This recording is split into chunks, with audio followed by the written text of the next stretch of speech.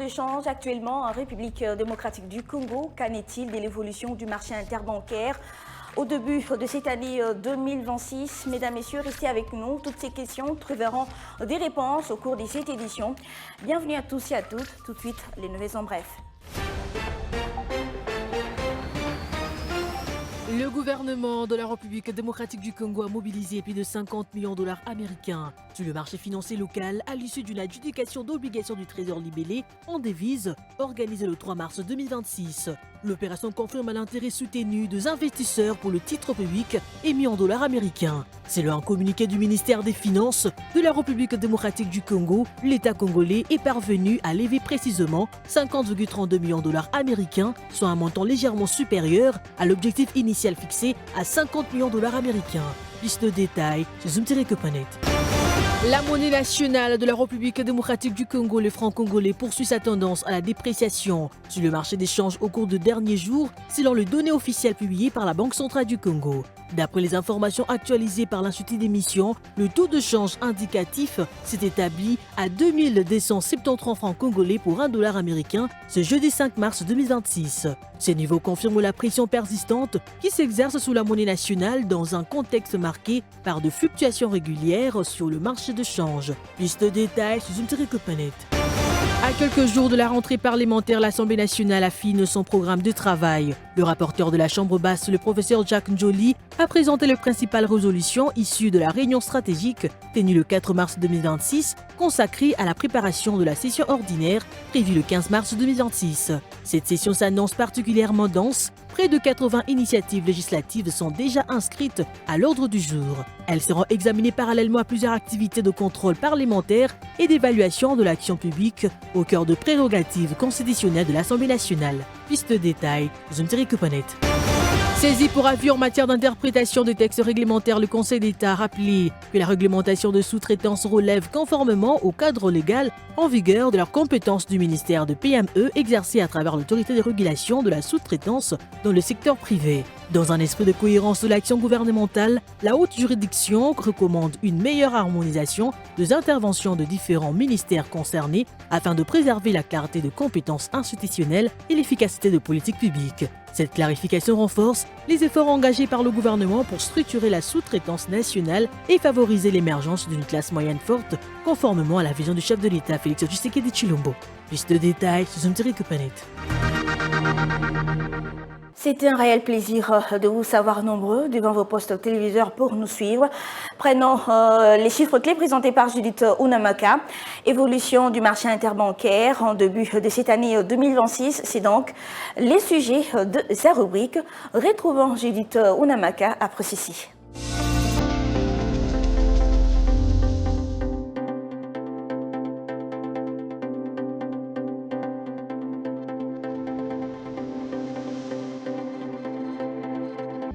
Judith Unamaka, bienvenue à vous. Merci à vous. Dites-nous, qu'en est-il de l'évolution du taux d'échange en RDC? Concernant la réactualisation du taux de change en RDC, commençons par l'officiel où $1 revient à 2273 francs, un franc CFA se change à 4,02 centimes et 1 euro salienne à 2640 francs. Parlant à présent du marché parallèle, notre point focus du jour est Bumbu et dans ce lieu, $1 vaut 2250 francs, un franc CFA se change à 4,05 centimes et 1 euro salienne à 2550 francs congolais. Alors, quel a été les niveaux du guichet des prêts par adjudication? L'évolution observée des guichets de prêts par adjudication est restée donc inutilisée durant l'année 2025 et ce constat marque une rupture nette avec l'année 2024 où les opérations s'étaient chiffrées à hauteur de 6 025,0 milliards de francs congolais.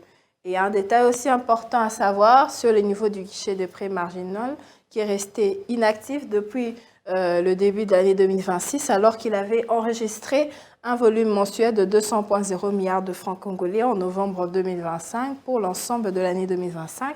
Les opérations cumulées sur ce guichet s'élèvent à 960,0 milliards de francs congolais. Et pour finir avec vous, Judith Unamaka, qu'en est-il de l'évolution interbancaire au courant du début de l'année 2026? Concernant le niveau du marché interbancaire, aucune opération enregistrée au cours de la semaine sous analyse. On le note si clairement contre un volume de 25,0 milliards de francs congolais au cours de la dernière semaine du mois de janvier 2026. Et pour rappel, en 2025, le volume d'opérations y enregistré s'est situé à 472,0 milliards de francs congolais. Et le taux d'intérêt appliqué sur différents guichets, on le note qu'ils se sont fixés à 17,5% sur les marchés interbancaire fixé à 19,0% sur les guichets de prêt marginal. Merci à vous, Judith Ounamaka, pour ces précisions. Merci à vous, c'était un plaisir. Et puis, la République démocratique du Congo met en avant les performances minières et en fait un levier du développement. Tout savoir sur ces sujets, je reçois sur ce plateau dans quelques instants Adassa Grace dans les dossiers.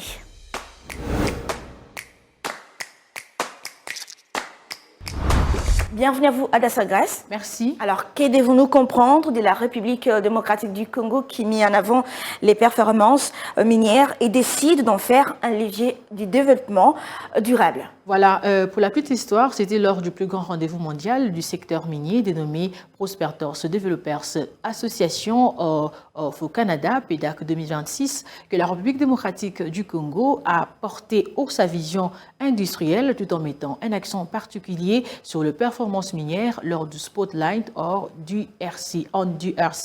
Alors, conduite par le ministre des Mines, Louatum Kabamba, la délégation congolaise a défendu une ligne stratégique, celle de faire de ressources minières congolaises un socle d'industrialisation, de transformation et de souveraineté économique. Est-ce que la situation sécuritaire dans l'Est de la République démocratique du Congo ne constitue pas un problème? Non, aucun problème.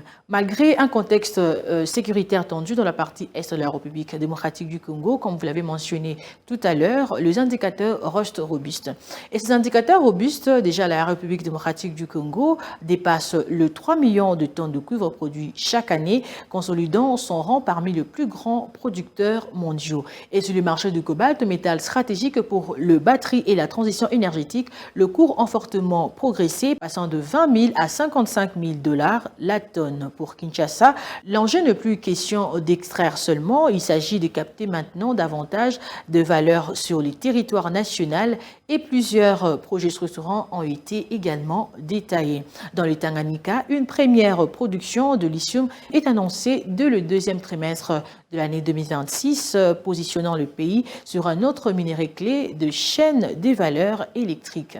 Alors, une raffinerie d'or doit également voir le jour afin de renforcer la transformation locale et l'amélioration de la traçabilité. Enfin, le gouvernement congolais a par ailleurs mis en avant le projet MIFOR qui est le mine de fer de la Grande Orientale, corridor intégré estimé à près de 29 milliards $ américains, appelé à structurer l'exploitation du fer et les infrastructures associées. Et pour finir avec vous, Adassa Grace, cette révolution minière que souhaite le gouvernement de la République démocratique du Congo, se limite-t-elle seulement au volume extrait? Non, pour le gouvernement de la République démocratique du Congo, la révolution minière ne se limite plus au volume extrait. Elle se joue maintenant sur la transformation, l'emploi et l'ancrage industriel. Signalons également que ces ambitions s'inscrivent dans la vision du président de la République, Félix Tshisekedi Tshilombo, sous la vision de la première ministre Judith Suminwa Tuluka. Dans cette même optique, la République démocratique du Congo entend rester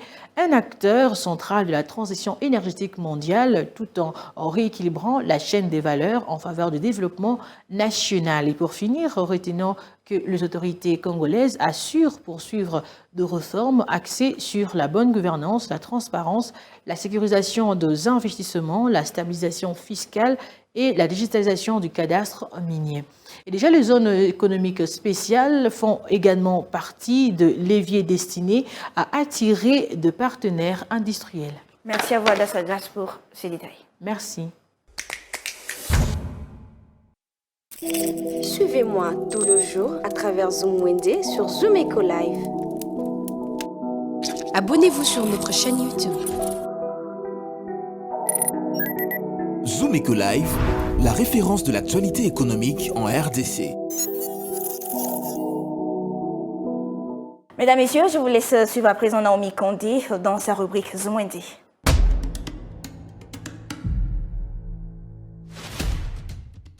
Débutons notre marché du jour avec 25 kg de semoule jaune qui varie entre 55 000 francs et 60 000 francs congolais. Vous avez la possibilité de vous procurer un écolo de semoule jaune qui se vend à 3 500 francs et 3 000 francs congolais, tout en dépendant de la marque et de la qualité. Son sac combi revient à 1 500 francs et 2 000 francs. Pour les consommateurs de semoule blanc, son sac de 25 kg coûte entre 53 000 francs et 57 000 francs. Son écolo au prix de 3 000 francs. Avec 1 500 francs, vous avez la possibilité de vous procurer un sac combi de semoule blanc. Poursuivons notre marché du jour avec un écolo de maïs qui revient au prix de 3 000 francs. Avec 2 000 francs, vous avez la possibilité de vous procurer un sac combi de maïs. Et enfin, un sac de maïs varie autour de 120 000 francs et 130 000 francs au marché des Ziguida à Kinshasa.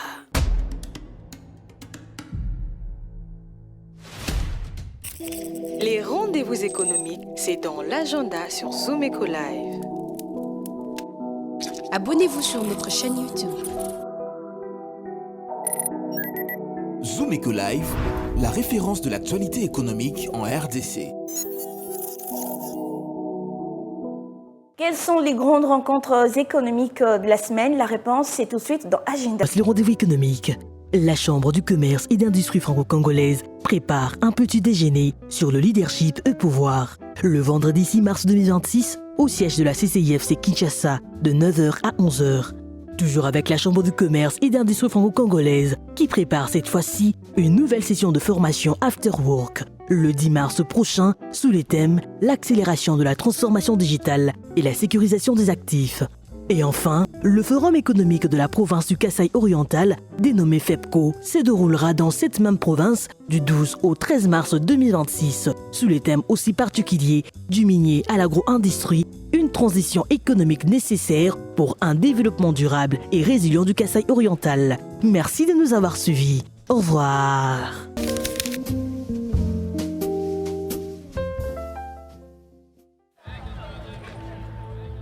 C'est art de se tirer d'affaire, de faire face à la crise, de bricoler, de trouver des solutions avec ce qu'on a sous la main.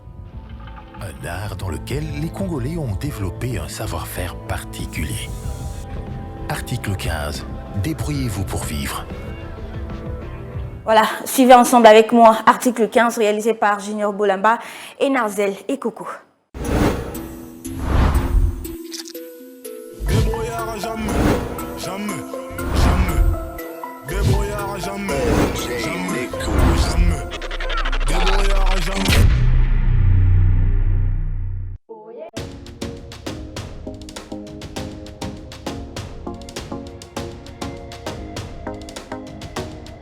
Sala oyo en tout cas na bandi yango kala naza maçon parce que bato yango kima musala wabe ezali musala ya batata musala ya bakoko tokomaki bamaçon déjà depuis kala tant toye na terrain toye na maçonnerie ebandi koperdre valeur bapatron efuteli mabe bani nde moni sikoyo tobimi te mais tozaka na kati ya construction toye kocreye baemploi na biso moko oyo okenda mosala ya babendabende osali tanto bafuti ye te toye créer baemploi nde moni osala bakompagnie na biso ya mikro ya babrike.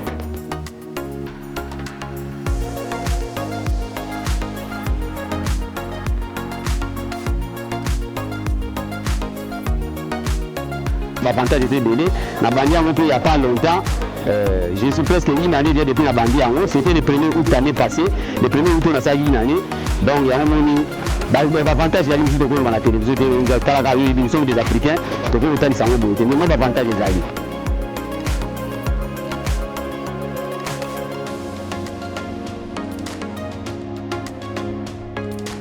En tout cas, la boulot c'est épargné. En tout cas, il y a un boulot c'est épargné.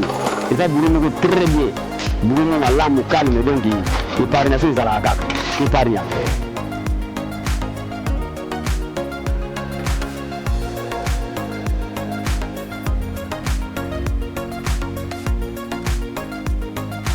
La difficulté dans ça, la difficulté est belle. Les eaux, et comment la difficulté? Parce que biso peut dépendre de la simarésie des eaux. Les eaux ont des difficultés. Alors, boulot la difficulté, comme il faut aussi un forage. Mais forage, on peut les environ exact, il faut la navangamo bangiringiri. Et puis là, la première difficulté en Wana. Des deux difficultés, monsieur Zali, tant que comme on a payé la moula, les moyens pour protéger le bleu, on a vu ils ont vraiment été. Troisième difficulté, Zali, au moins tu arrives à simple débrouillard parce que le chef de l'État le dit, faut se prendre en charge. Toujours, tu vas se prendre en charge, malembe, mais tu as une tracasserie, il y a la bureau de soldats, il y a le tout. Dès que tu as un cachot, nous disons que tu as un bureau.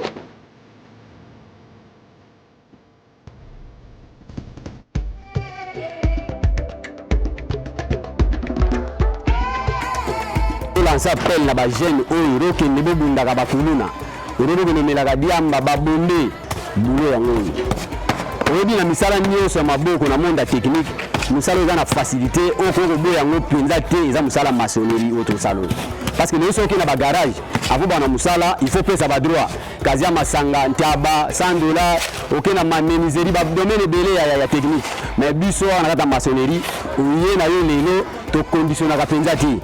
Vous comprenez, tu conditions à pesa boye bani musala. Pourquoi bana musala les mêmes jours pour bandi ko zoa journée na yomba la moko. Alors, beaucoup de pesa ba parents passe to sali appel na ba jeune nyonso o wazana besoin ko la musala aye to relaxer musala andere o beta brique maçonnerie ezali to kotali sa bango maçonnerie ba koyeba.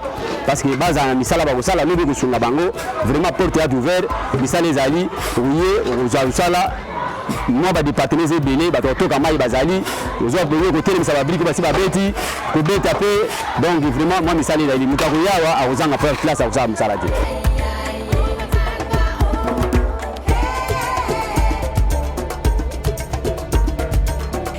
C'est le gouvernement sur la biso. Batia biso porte on a besoin de machine électrique. Ba lu biso ba bâche ba machine électrique o be biso ma brique radio de ba système ya kalaboye. Donc ça l'appelle ba sur la biso makasi.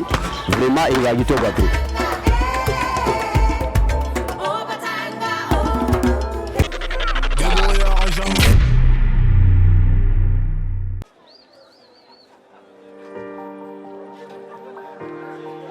Dans les détails du marché, nous avons appris à vous connaître, à vous comprendre et vous apporter plus de lumière. Désormais, avec vous, c'est parti pour un voyage de rêve vers une destination meilleure. Ensemble, découvrons le civisme fiscal et la bonne gouvernance dans la gestion de la Res Publica grâce au décryptage de l'actualité économique du pays avec des chiffres clés. Avec une équipe de professionnels, découvrez le quotidien des Congolais en exclusivité à travers des dossiers et analyses approfondies. Zoom Eco TV, la référence de l'actualité économique en RDC. C'est la fin de ce magazine. Merci à vous de l'avoir suivi. Au revoir.